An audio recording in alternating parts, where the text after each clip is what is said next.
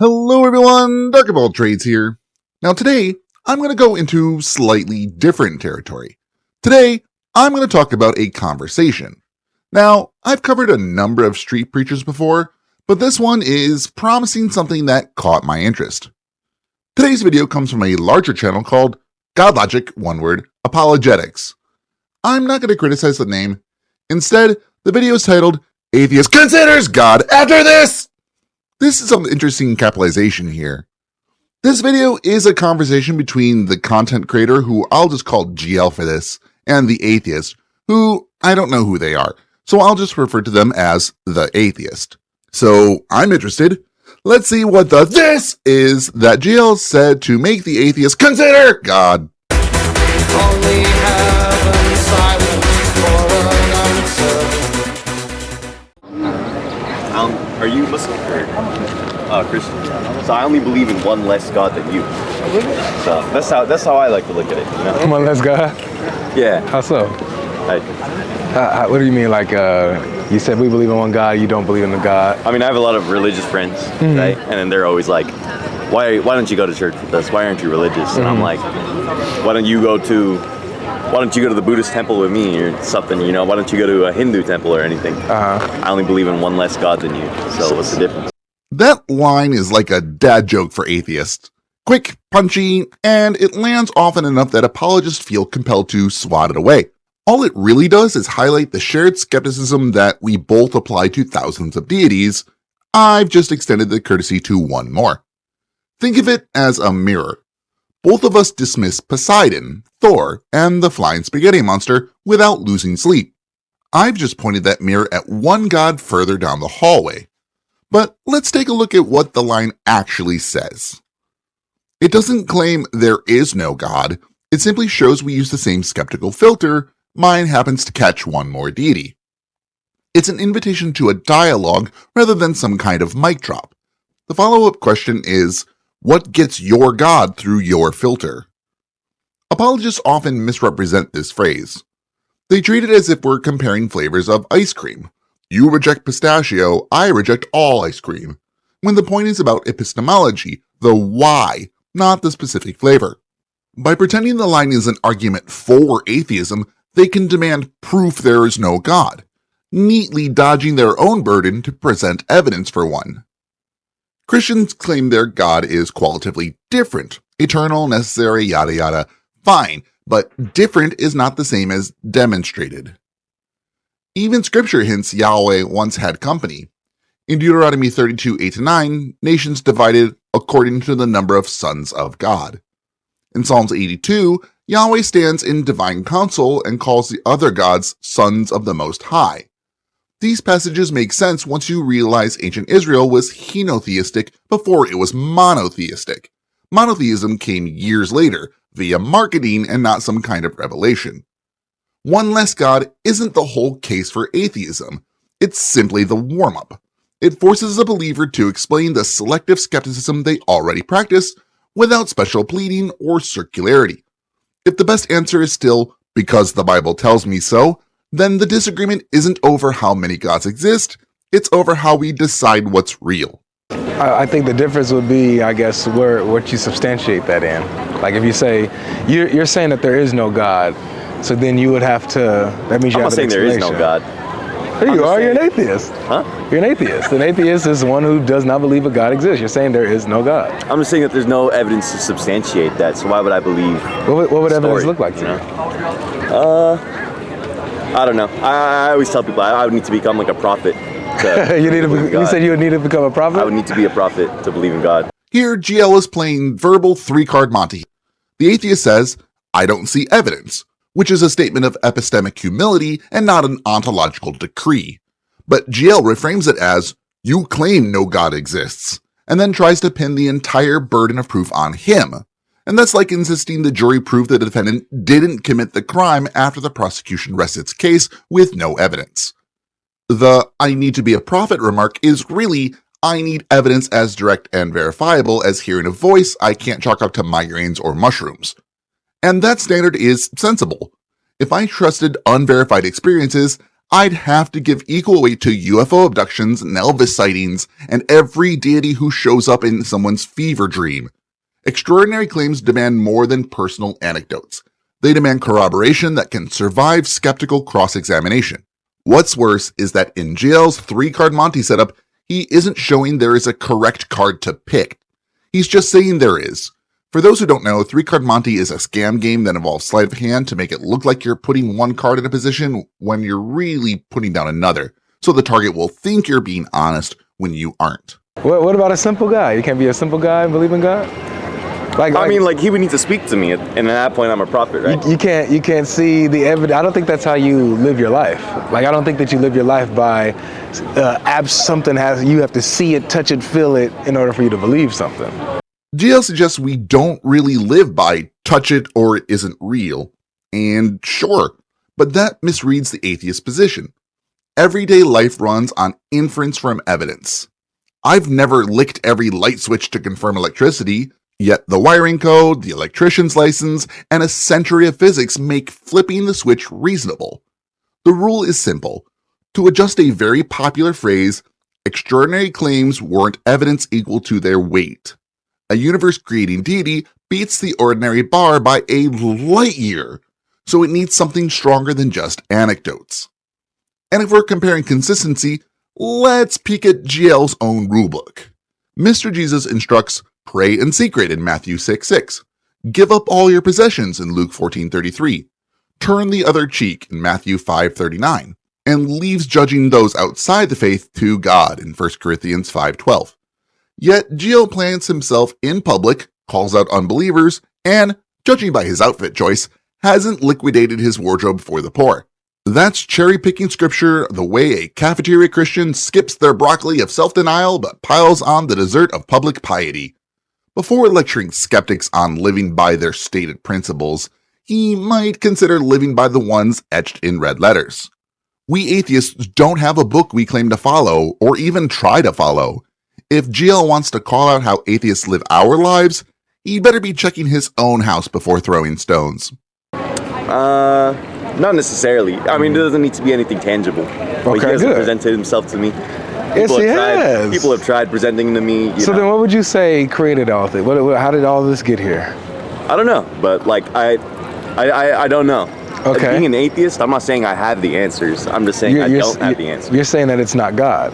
I'm saying I don't have the answers, is what I'm saying. All right, so what is your reason for saying that it's not God? What is your reason for that? I'm not saying it's not God. I just don't have the answers. Okay, but you are saying it's, okay, when you say it's not, you're an atheist. An atheist literally is atheism, no God, theos. Call me agnostic then. I guess I'm closer to agnostic. GL here is playing a familiar apologist game, trying to force the atheist to take a definitive position that he never actually claimed. The atheist says, repeatedly and clearly, I don't know. And that's enough. That's a reasonable, honest response when faced with a big question like, what created the universe? But GL insists on reframing that as a denial of God's existence, so he can shift the burden of proof onto the atheist. A neat rhetorical move, but not an honest one. Let's be precise. Atheism is simply the lack of belief in gods. It doesn't mean you're claiming with absolute certainty that no gods exist. That's where the second axis comes in agnostic versus gnostic, which is about knowledge or the claim to it. There are theists who admit they don't know for sure, and there are atheists who say, I don't believe any gods exist, but I'm open to good evidence. That's agnostic atheism, and it's a perfectly rational place to stand. The atheist here in the video wavers a bit, trying to sidestep the label instead of challenging the definition GL is twisting. But there's no need to retreat. Saying, I don't know isn't weakness, and we need to learn that what it is the baseline of intellectual honesty, and in the absence of good evidence for any gods, saying, I don't believe is not only reasonable, it's the default. We don't have to know what did it to know that a divine claim hasn't been demonstrated. So you don't know if God exists or not? No. Okay, so you're not saying for certain that God doesn't exist, but do you lean more toward that he doesn't or that he does? You know, it's hard for me to put that in any such way, but to me, there's a lack of evidence in the field that he does exist. This right here is the atheist at his best. When he says there's a lack of evidence in the field that God exists, he's not making a claim. He's explicitly pointing out the absence of one. That's the heart of the agnostic atheist stance. I am not convinced because you haven't convinced me. He's not pretending to know what caused the universe, and he's not obligated to pretend. Unlike the theist, he's resisting the urge to fill the gap in knowledge with an invisible cosmic agent and then call it certainty.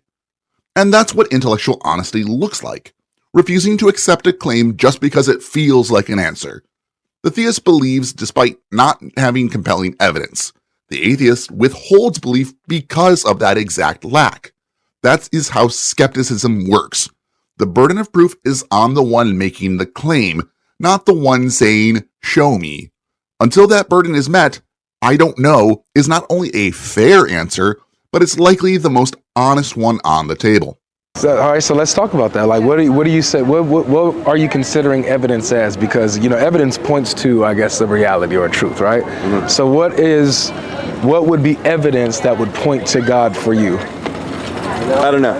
You don't know? I really don't know what evidence there possibly could be. What about? I've read the Bible, and then What about creation itself? Really. It seems like GL is trying to set up the argument from design. He's saying creation, but that word alone short-circuits the whole discussion. You don't get to call it creation unless you've already proven there was a creator. That's the whole debate. It's like calling a crime scene before you've shown a crime even happened. It presumes the very thing you're supposed to demonstrate. Now, let's take a look at the logic behind the design argument.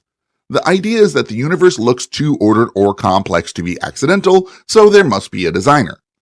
But we know from nature that order can emerge without intention. Snowflakes form intricate patterns through simple chemistry. Evolution through natural selection builds stunning biological complexity without needing a guiding hand. Even cosmological structures, galaxies, stars, planets, form from gravity acting over time. And even if you found something that required a cause, that still wouldn't point you to a personal God, let alone one with a favorite book and a weekend resurrection gig. This is what philosophers call the teleological argument, and it only works if you ignore all the natural mechanisms we already understand. If creation itself is your starting point, you've already skipped the hard part, showing your God exists in the first place. Creation itself. Yeah, the world itself, the sky, the universe, you, animals, the eyeball, the heartbeat. I don't know. DNA. Let me ask you this: because you a man of science at all? I would say so. Okay.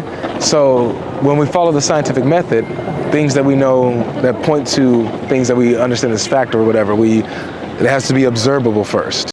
GL brings up the scientific method, but honestly, I'd be surprised if he could actually list the steps. He says things have to be observable first, which is how the method begins. We observe something. But then what, GL? The method starts with observation, sure, but it goes much further. We ask a question, we form a hypothesis, we test it, we analyze the data, and revise. That testing step? It's where every single God claim in history has failed. When we look at how planets form or how life evolves, we don't say, "This looks complicated, must be a God." We compare it to other processes we understand, we form hypotheses and test them. We build models that predict things, and we check those things against reality. If they hold up, we keep refining. If not, we throw them out. That's how science earns its credibility. But God did it? That explains nothing and predicts even less. It's not a hypothesis, it's an excuse. There's no testable, repeatable claim involving a God that has ever passed scrutiny. None. And that's not because scientists are unfair. It's because divine explanations never make it past step one. If your answer doesn't belong in the lab, maybe it doesn't belong in the conversation either. It has to be observable, and then we experience it, right? We experiment with it, maybe test it out if we can, or whatever. But that's how we come to our conclusions. So looking at the observable world, have you ever experienced something being as ordered as this is and designed as it is, coming from something that is not intelligible? I'm guessing he's hoping we all say no to this, so he can wedge his God into the answer slot. But this is just a dressed-up argument from ignorance. It's basically, I can't imagine how this happened without a mind, so obviously a mind did it. But that's not reasoning. At best, that's wishful thinking. I could say the exact opposite. I don't know how a mind could have created this entire universe, therefore no mind created the universe. And theists wouldn't accept that logic, and they would be right not to. And let's look at the assumption baked into the question. He calls the universe design, but that's just like calling it a creation. That's the very thing we're debating. Calling it designed doesn't prove design.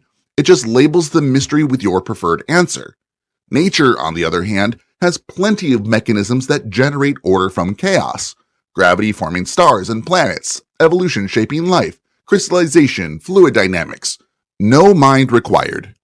Also, if intelligibility is your metric, an all-powerful, timeless mind that exists nowhere but made everything isn't exactly a paragon of clarity. That explanation is less understandable than the science we already have. If your claim only works because we can't think of anything else, that's not an argument. I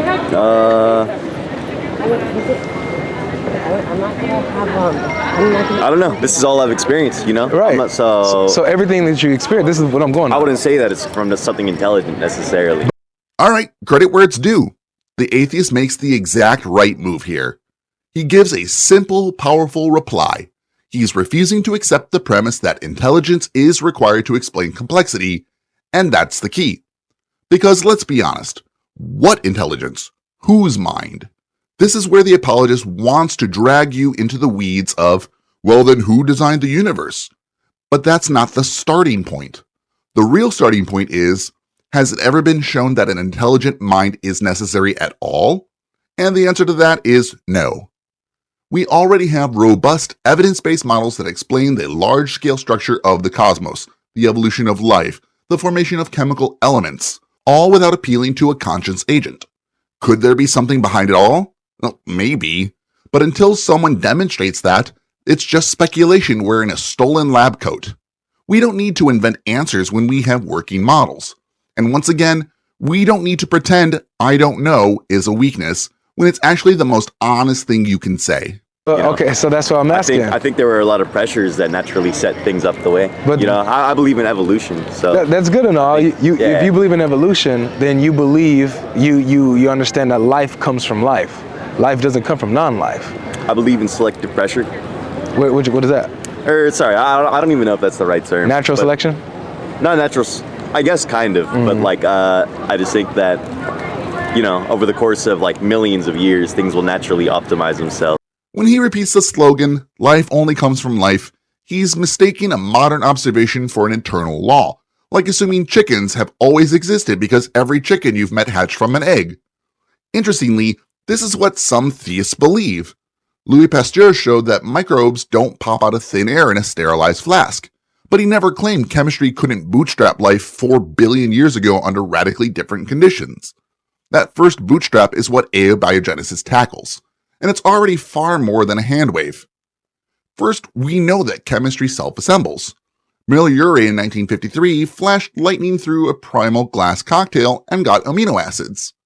Sutherland Group in 2015 built activated nucleotides, RNA's letters, from simple hydrogen cyanide chemistry. Zostack Lab in 2020 showed fatty acids in warm, salty water knit themselves into membrane bubbles. Second, we know that molecules can copy themselves. RNA isn't just a message carrier. Catalytic RNA, or ribozymes, can stitch nucleotides together.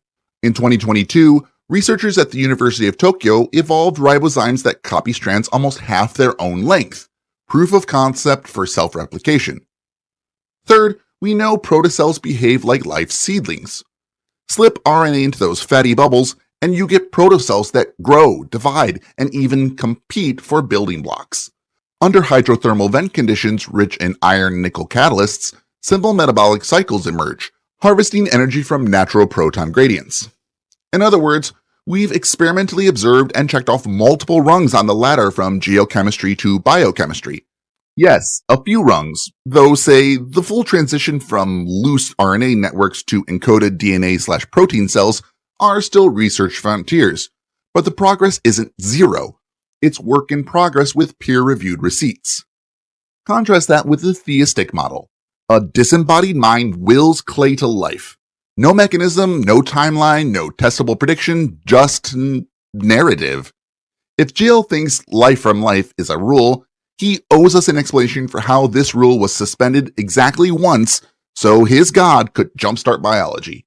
Otherwise, he's invoking the very spontaneous generation Pasteur ruled out, only pushing it off stage and calling it holy. Unless he thinks his god is a form of biological life, in which case he's making a whole leap of claims here. Science isn't pretending every gap is filled. It's filling gaps with experiments instead of magic. Whenever we push the frontier, whether it's in Icelandic hot springs or Jeff Bada's prebiotic reactors, we learn something new and testable. God did it hasn't moved the evidence dial an inch. Until it does, the intellectually honest stance is the chemical path is the only path with data behind it, and the research program is thriving precisely because it doesn't stop at poof. So you have a faith in that? Yeah. You're expressing a faith, okay. Here, Gio's just saying, this is as if trusting mountains of empirical data is the same category as believing a cosmic spirit whispered the universe into existence. In biblical terms, faith is the evidence of things not seen in Hebrews 11:1. It's belief without direct verification. Science runs on the opposite engine, evidence that's seen, measured, stress test, and, if it breaks down, thrown out. He's committing a textbook equivocation fallacy on the word faith. Take abiogenesis.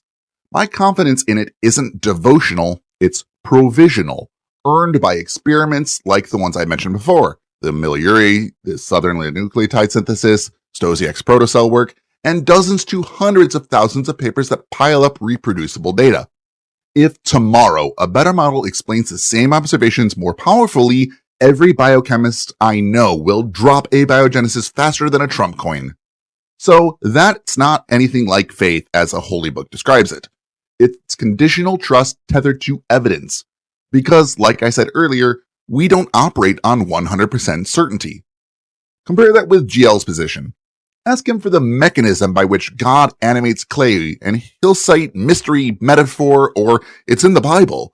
There's no lab bench where divine breath is isolated, no double-blind study confirming angelic enzymes. Worse, theological claims are typically unfalsifiable. This means for the God claims being put forth, there's no experimental result that could make the believer say, well, that was false, so it looks like God doesn't exist. Peer review exists precisely to rip shaky ideas to shreds. Remember when biochemist Stanley Pons claimed cold fusion in 1989? Labs worldwide tried and failed to replicate it, and the claim died in months. That's science policing itself. Show me the church council that revised doctrine because a miracle didn't replicate under controlled conditions. So no, GL. Accepting well-supported models isn't faith in any biblical or colloquial sense. It's confidence proportional to the evidence, perpetually open to revision. Equating that with believing on authority alone is rhetorical sleight of hand, dragging the data-driven method down to the level of wishful thinking so your miracle story doesn't look so lonely. But I don't know about a faith in that necessarily. But it is because the data proves it. What data? Just when you look at like past species, like reasons they went extinct or something. Oh, okay, they couldn't metabolize as fast. Like megalodons, they went out because there was not enough food. So naturally, things became smaller. We're talking about life itself. We're talking about why there is life in the first place. Life always comes from life. That's a scientific principle. GL is trying to leap from well-supported biological observations within the current system of life to a universal claim about how life originated, which is a category error. Just because life comes from life now, as in all known biological reproductions involve pre-existing organisms, doesn't mean it was always that way. It's like saying all chickens come from eggs, therefore the first chicken must have come from an egg, without addressing where the egg came from in the first place. Even if he is correct, he's missing something. Abiogenesis isn't a claim that life just magically appeared out of nowhere. It's a scientific model proposing that life emerged gradually from non-living chemistry through natural processes like self-replication, selection, and compartmentalization. The field is still developing, but we've already observed amino acids forming from simple precursors, RNA-like molecules replicating, and fatty acids self-assembling into membranes, all without life. The honest scientific position is, we don't know everything yet, but we have working hypotheses grounded in testable chemistry. GL, meanwhile, claims that life always comes from life is a scientific principle, but it's not. It's an observation within a narrow time frame and domain, not a law that excludes abiogenesis. This is a false extrapolation, and worse, he uses it to make room for a completely untestable and undefined alternative, divine magic. He demands rigorous proof for natural origins while giving his own supernatural claim a free pass. What he's doing here is special pleading wrapped in a lab coat it hasn't earned. So if life always comes from life, then the first life in the universe comes from an original life source. That's just what we've observed scientifically. Yeah, that makes sense. So that would mean that the physical life that we see here had to come from something beyond that, a life that is beyond that. Which, what would you call that? What does that point? That points to a life beyond our realm, is what I'm saying. I think you have a great point. I think you're making some great points right now. Yeah. The only point of contention I would say is, like how there's so many answers to that question. Excellent point. He's basically bringing up religious pluralism here, which is an excellent point for atheism. I have a video that's for my patrons and channel members if you're interested in seeing why it is a strong evidence against the existence of a god. But again, I'm not going to go further into this point. Let's just keep going. There's not. That's the point. There isn't.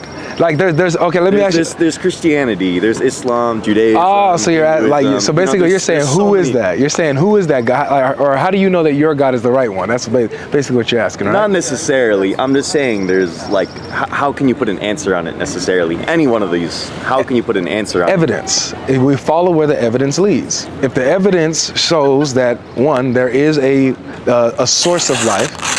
Evidence points to a source of life, so we know that a life exists beyond us. I don't know what he means by beyond us, as we know many types of animals exist. We also know that every kind of amino acid has been found on meteors. Maybe he means we came from space? Doubtful, but I'm not going to go further into this. I'm probably just overthinking it. That is the source of all life. And then we look at the evidence for who that life is. Is it who the Christians claim it is? Is it who the Muslims claim it is? Buddhists? What is the evidence? Where does the evidence lead? And that's where we go. No, you don't. That's simply not how apologetics works in practice. He's already concluded that a God exists and created everything. He's not discovering a destination. He's reverse engineering a map. Evidence doesn't point to a divine creator unless you've already holding a divine answer sheet and looking for places to cram it in. Let's take a real example, the age of the Earth. Among many methods, radiometric dating gives us an Earth that's about 4.5 billion years old. That's consistent across dozens of isotropic decay chains and confirmed by astronomical data. But if your theology tells you the Earth is 6,000 years old, suddenly all that evidence becomes flawed or misinterpreted, not because it's bad science, but because it contradicts your dogma. That's not following evidence, that's damage control. And that's why apologetics exists in the first place, to insulate faith from evidence, not to align with it. GL might try to squeeze the data into his worldview by reinterpreting scripture until it squeaks. Suddenly, days becomes epochs. Talking serpents are just metaphors, and dust means atoms. The goal isn't truth, it's theological preservation. It's like trying to convince me your IKEA desk is an heirloom furniture because you varnished it and renamed it. Yes, some theists evolve, pun intended, and accept things like evolution, then claim God used it. But that's a theological patch job. It's not the evidence leading to God. That's the theist saying, well, okay, but God meant to do it that way. At some point, you've got to stop pretending that this is about honest inquiry. If the evidence led you to a God, it would be testable, falsifiable, and demonstrable. But it doesn't. It gets twisted until it sort of fits if you tilt your head to the right while singing a hymn and eating a churro. Don't insult my intelligence. If you want to believe in a God, fine. but don't pretend science led you there. You know, I was actually raised Buddhist. You was raised Buddhist? Yeah, I was raised Buddhist. Okay. Or your parents, both of them were Buddhists. Are they still Buddhists? Yeah, but I mean, like, Buddhism is kind of a weird religion. Like, my understanding of it as I grew up is it's not a religion at all, really. It's just a philosophy. Okay. Pretty much. My parents didn't believe in much outside of, like, the principles. And then I would always ask them, like, you know, like, do we pray to Buddha? Like, he's a god? They're like, no, he's not a god. Right. That's the point, though. So have you looked at... I don't know. At least the monks that I've met. I'm Theravada Buddhist, so that's like the original one. Yeah. They don't really try to put answers on anything. Yeah. They kind of leave it up and... Yeah, leave it up to ambiguity. Yeah, and, they don't really claim there's a god and stuff. I don't need an answer. But you would, though, because, like, I mean, what do you think happens after you die? I don't know. I have to find out. If there was if heaven and hell was real, wouldn't you want to know that? Sure. If those things existed, of course I'd want to know. I'd also want to know if karma was real, or if Valhalla exists, or if my ancestors were watching me through ancestral mirrors. But wanting to know doesn't mean the claim is true, or even remotely supported by the evidence. You can't just use desire or fear to prop up a belief and expect it to hold any intellectual weight. And this is exactly the problem. GL is making more unfalsifiable claims. You can't test them, you can't verify them, and you certainly can't demonstrate them. Heaven and hell are invisible realms populated by the dead and managed by an all-powerful being we never actually see. How convenient. Even if heaven and hell did exist, he has no way to show that. He doesn't have the coordinates, the data, observable phenomena. He has a book and a belief. And that's not knowledge. That's not evidence. That's just an assertion. And I don't accept assertions without verification, especially not the kind used to emotionally manipulate people into belief systems they wouldn't otherwise adopt. And that is all he has. And if you are interested in the deeper implications, I've done 2 videos explaining why the very existence of heaven and hell would actually disprove the existence of an all-loving, all-knowing God. I won't rehash them here, but I'll say this. The moment you introduce eternal reward and eternal punishment, you have to start explaining why a supposedly just God created a system where infinite punishment can be the result of finite errors, and where belief matters more than behavior. Good luck squaring that circle. You wouldn't want to wait till you die to find out. I guess I would want to know that, yeah. There's no way to know that till I die. No, that's not true, brother, because we have somebody that's came and told us, he died, rose again on the 3rd day and told us, hey guys, there is an afterlife, there is a heaven and a hell, and you have to, believe and live a certain way in order to come where I plan to bring you, as Jesus Christ. Jesus died and he rose again. I choose to believe what he says. And he tells us that he says, whoever believes in me, I'm preparing a place for you, and I'll take you back to myself. So he assures us of that. It's not guesswork. Yeah, so then they would take me. You know what I'm saying? I mean, that's a dude from 2,000 years ago, How am I supposed to believe that? What do you mean? How are you supposed to believe that? I don't know. It just sounds like a story. That's a great instinct. That's how skepticism should work.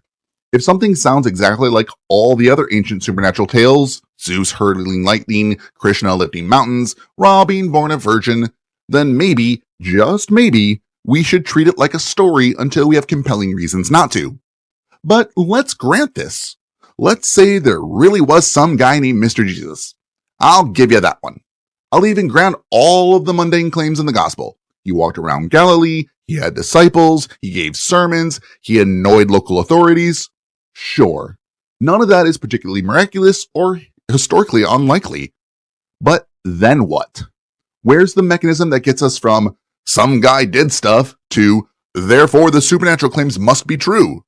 Because that leap, the leap from history to divinity, is the part that always lacks any kind of supporting bridge. As Christopher Hitchens said so perfectly, even if you granted all of the miracle claims in the Bible, let's say he walked on water, turned water into wine, raised Lazarus, you still wouldn't be any closer to proving that he was the son of a god. Even if all the events happened just as described, you still have to explain how we know what caused them and why we should conclude God did it instead of something unknown or misunderstood. I would go further and say the following. I'll grant you that it would be possible to track the pregnancy of the woman Mary, who's mentioned about 3 times in the Bible, and to show there was no male intervention in her life at all. but yet she delivered herself of a healthy baby boy. I don't say that's impossible. Parthenogenesis is not completely unthinkable, but it does not prove that his paternity is divine. And it wouldn't prove that any of his moral teachings were thereby correct. Nor, if I was to see him executed one day and see him walking the streets the next, would that show that his father was God, or his mother was a virgin, or that his teachings were true, especially given the commonplace nature of resurrection at that time and place. After all, Lazarus was raised, never said a word about it. The daughter of Jairus was raised, didn't say a thing about what she'd been through. And the Gospels tell us that at the time of the crucifixion, all the graves in Jerusalem opened, and their occupants wandered around the streets to greet. So that it seems the resurrection was something of a banality at the time. Not all of those people clearly were divinely conceived. So I'll give you all the miracles, and you'll still be left exactly where you are now, holding an empty sack. This is where the entire argument falls apart. It's one thing to say, Mr. Jesus did X. It's another thing to say, therefore the Christian God exists. That's not a historical conclusion. That's theological wishful thinking. And I don't base my worldview on wishful thinking. So what do you think history is? I think history indicates actually that there's there have actually been a lot of figures that are exactly like Jesus. None. There were none like Jesus. I forgot what his name. He's he's an Egyptian god or something. Nothing. You're talking about, you got Horus and Osiris and Iris. None of their stories are like Jesus at all. Wasn't born of a virgin. Wasn't doing none of that. Didn't die for our sins. There were a lot of. I think I watched a documentary. You heard of Religulous? Religulous? No. Oh, okay. Oh, but by Bill Maher, you said? Bill Maher, yeah. What an idiot. He's an idiot. So let me talk just a little bit about GL's response to Religulous and Bill Maher. Now, I'm not here to defend Maher as a person. He can be crass, smug, and wrong on plenty of things. But let's not miss what's actually going on here. The moment the atheist brings up a source that challenges GL's position, the tactic isn't to address the content of the claim, it's to insult the person making it. Bill Maher is an idiot is not a rebuttal. That's just lazy. Imagine if the roles were reversed. If GL brought up the Apostle Paul and the atheist just snapped back with, yeah, Paul was an idiot, without addressing what Paul said or why it was wrong. Christians would cry foul, and rightfully so. That's not how honest dialogue works. What's happening here is a classic ad hominem fallacy, attacking the messenger instead of the message. Whether or not Religulous is a perfect documentary, but I enjoyed it when I was newly converted atheist, though I'd wager if I rewatched it now, I'd see plenty of flaws. It raised legitimate questions about religion, including the idea that stories similar to Mr. Jesus's existed in other traditions. That doesn't live or die on whether Bill Maher is personally likable or how smart he is. It lives or dies on the evidence. So if GL wants to refute the comparisons to Horus or Osiris, then great. Let's see a breakdown of the source material. Let's analyze the claims. But Bill Maher is an idiot isn't an argument, it's an evasion. And when you're confident in your truth, you don't need to resort to insults, you engage with ideas. I don't agree with everything that he says. But what his whole goal is he's anti Jesus, bro. And he loves propagating information or false information, especially against Jesus. Anything that's against Jesus. He tries to say that there's a bunch of characters that Jesus copied the story over, or people mimicked Jesus after. Yeah, that's exactly what I'm. There's no historical basis behind that, no source material behind that, none at all. I mean, I've done my own research too. In Egypt, there were a lot of gods that were demigods, I guess, maybe sons of virgins. There are none of them were sons of virgins. There's not one in Egyptology that's a son of a virgin. Okay, so let's actually engage with the point GL dismisses outright.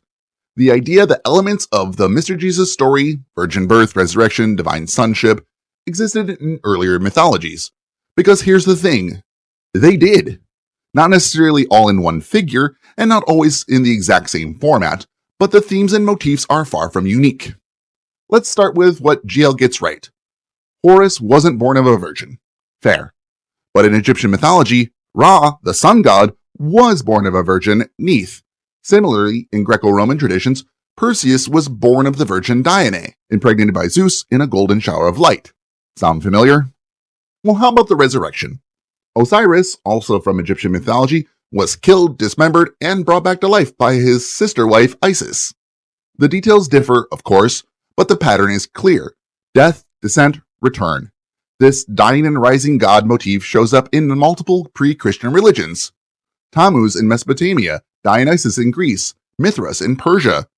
Now, do any of these figures match Mr. Jesus in every single detail? No, but that's not the point. The claim is not that Christianity copied and pasted a biography. The point is that Mr. Jesus fits into an existing pattern, a cultural archetype of divine heroes born in miraculous ways, who perform wonders, die, and are somehow transformed or elevated. What GL and many apologists do is demand exact matches, as if unless Horus was crucified on Golgotha next to two thieves and had a friend named Judas, it doesn't count. But that's a deliberate narrowing of the frame. Mythology doesn't work that way. Patterns evolve, ideas get repackaged for new audiences, and early Christianity emerged from a Greco-Roman world saturated in these stories. So instead of pretending Mr. Jesus is a one-of-a-kind divine snowflake, maybe consider that his story was built on a rich tradition of religious storytelling that came before. And saying this is not some kind of atheist conspiracy theory, it's comparative religion 101.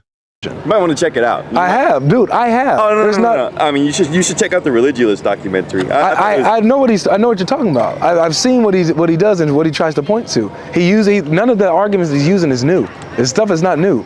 We've dealt with this stuff years ago. This stuff is laughable. When you go to the source material, there's nothing about Osiris or Iris or I'm forgetting the third one, the father. But there's nothing about no virgin birth. There's nothing about none of that, bro. Being born on December 25th, all that kind of crap. All of that is fake news. There's no source material on that. It's literally made.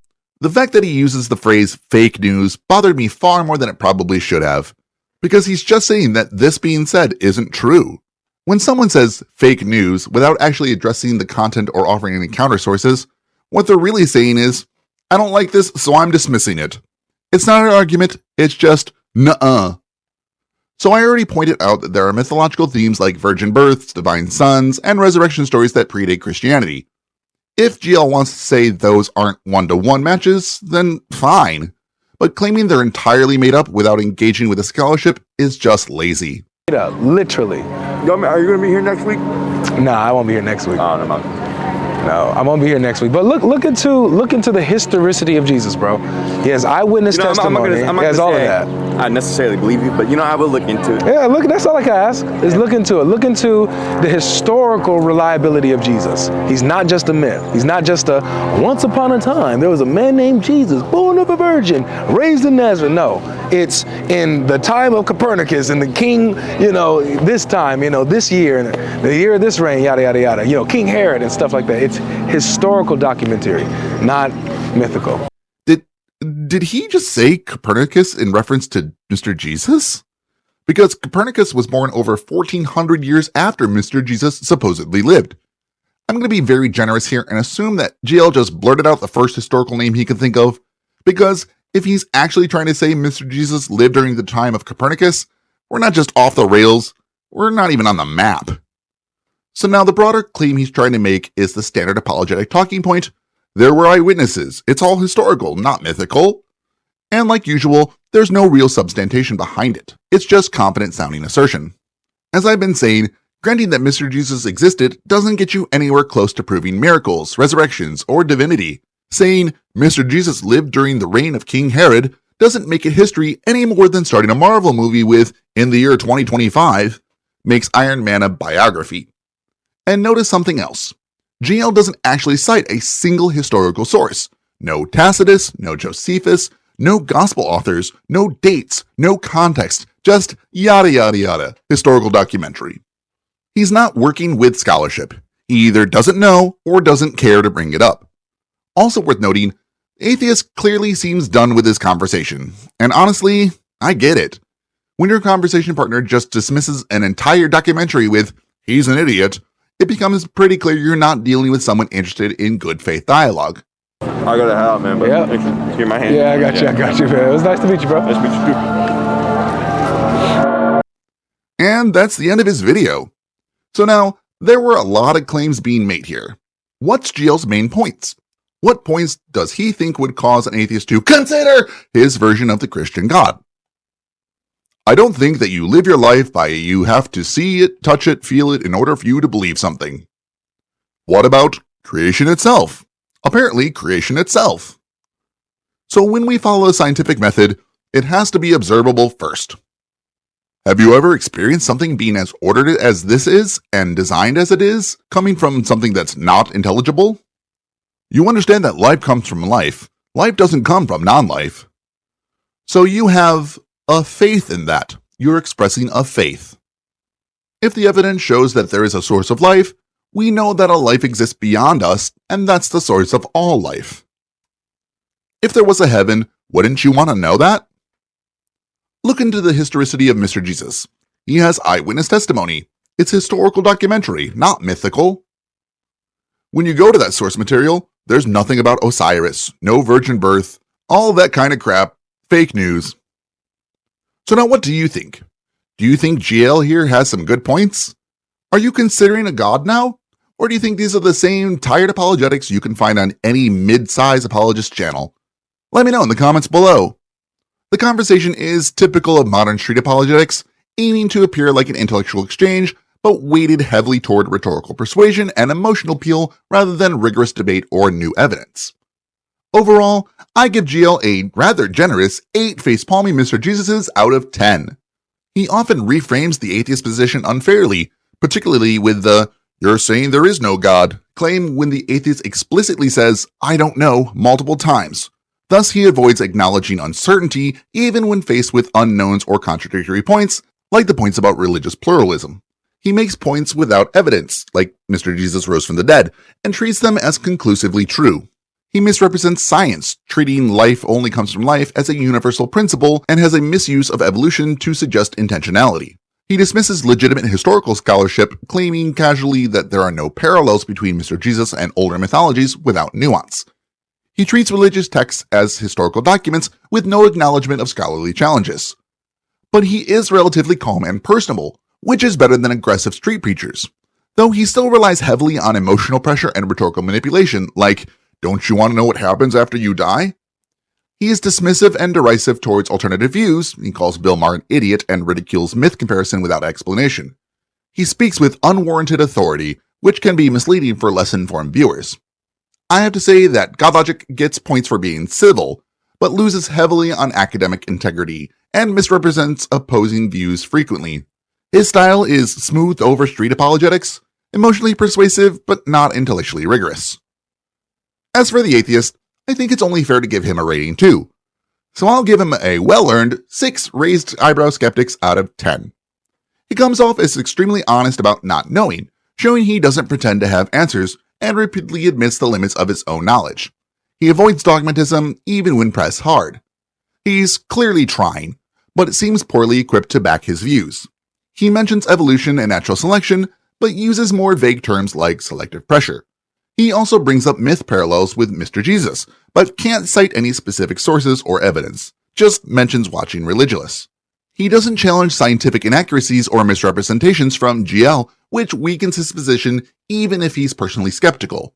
Though he was polite and respectful even when disagreed with. But he didn't assert himself or push back, which makes him look like he's conceding when he isn't. So he comes off as a bit passive and uncertain, though that may be genuine rather than a tactic. He's not dishonest, he's just uninformed and unprepared, which isn't surprising. If anything, his intellectual humility is refreshing, but it highlights the importance of having well-prepared atheists in these dialogues. That's it for this one. So now, what do you think? Did you enjoy seeing this conversation taken apart and evaluated? Or do you think it was a bit too long? Let me know in the comments below. It was a lot of work, and I tried not to dive too deep on these points, as I've covered many, if not all of them before. Though speaking of speaking, if you did enjoy the aforementioned speaking, show that by hitting that like button. Though you can receive a momentum of more momentous monologues mercilessly murdering, meandering apologetics? I ran out of N-words. Ministries was right there. By hitting that subscribe button if you haven't already. Though speaking of monumental, I need to give a stoic, but not static, thanks to my patrons, especially Clenis, Anima, and Sora, who are the idols that the Bible tells you not to worship. Now, if you'd like to be a statue on the street corner watching me eviscerate apologists' talking points, You can join them for as low as $1 a month at patreon.com/darkofalltrades. I cannot thank you all enough for the love I've been getting, and as this channel grows, the community and the conversation just gets better and better. Thank you all for being class acts. You really show that YouTube's comment sections don't need to be cesspools of toxic sludge. So, thank you so much for setting the example. I appreciate all of you. And to show that appreciation, here's a little bonus. There are a few things we can take away from today's video. For this, I'm going to talk about 4 specific things. Apologists like GL often lean on a few predictable tactics that sound convincing but don't hold up under scrutiny. One is the classic straw man, misrepresenting atheism as a claim that no God could possibly exist, rather than simply withholding belief without evidence. Another is assuming the conclusion they call the universe creation, smuggling a creator without proving it. Then there's the emotional appeal, dismissing opposing views with insults or vague claims rather than facts. These tactics aren't about honest dialogue. They're about persuading an audience by bending definitions, shifting burdens of proof, and playing fast and loose with logic. So when you hear these tricks, recognize them for what they are: smoke and mirrors, not truth-seeking. When facing street preachers or polished apologists, remember this: their goal is often to unsettle you, not to understand you. They'll use pressure, rhetoric, and fast talking to confuse or intimidate. But you don't need to be a scholar to hold your ground. Simply ask for clear evidence, question assumptions, and refuse to accept arguments that rely solely on emotion or authority. Keep your cool. You don't have to have all the answers on the spot. Sometimes saying, "I'm not convinced without evidence," is enough to stop them cold. Stay confident in your skepticism. It's your best defense. You can respond better than the atheist in the video by cutting through the fog. For example, if someone claims life only comes from life, bring up abiogenesis, the well-researched scientific explanation showing how life's building blocks can form naturally. When faith gets thrown around, clarify that scientific knowledge isn't faith. It's evidence tested and retested, not belief without proof. And if they insist on the historical Mr. Jesus, remind them history doesn't prove divinity or miracles. It just places a man in a time and place. These responses turn the debate into a conversation about evidence rather than slogans. Confidence is powerful, but it doesn't guarantee accuracy. Street preachers and some apologists use confident, loud delivery to pressure you into silence or agreement. This isn't a sign of truth, but a tactic to dominate the conversation. Real truth is patient and humble. It doesn't have to shout. So the next time someone uses volume or speed to overwhelm, pause and focus on the substance and not the showmanship. Challenge claims gently but firmly, and remember, a confident voice doesn't make a claim true. Thanks for hanging out with me today. I appreciate that you stuck around to the end here. If you ever get the chance to engage with street preachers, if you're comfortable, I say go for it. If nothing else, it is good practice. And you can encourage them and the people watching to be skeptical, ask questions, and as always, keep learning.